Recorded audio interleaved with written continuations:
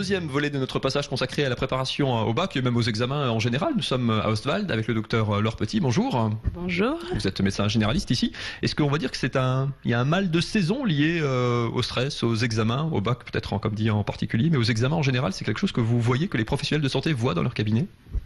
Oui, tout à fait. On a de plus en plus de consultations liées aux pathologies du stress. C'est-à-dire que le stress, c'est un réflexe physiologique de l'organisme qui nous permet de mobiliser toutes nos connaissances dans un but précis.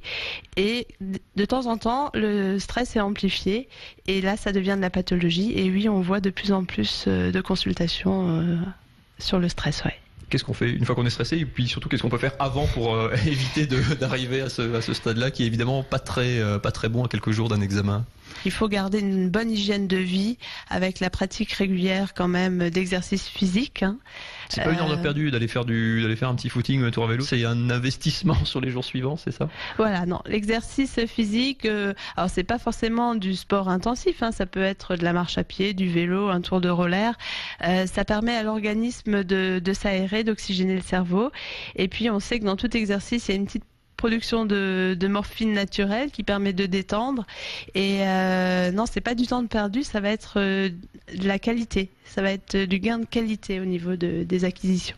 Ça passe aussi par quoi? L'hygiène de vie, vous dites sommeil, alimentation aussi, ça c'est des clés aussi? Tout à fait, tout à fait. Alors l'alimentation, oui, quand on est stressé, qu'on veut apprendre rapidement, on a tendance à sauter des repas, à manger rapidement des petits gâteaux qui traînent. Il est important de garder une alimentation équilibrée avec protéines, sucres lents, des sucres lents, des légumes, des fruits, du calcium. Les médicaments miracles pour doper la mémoire, là non plus, ça n'existe pas.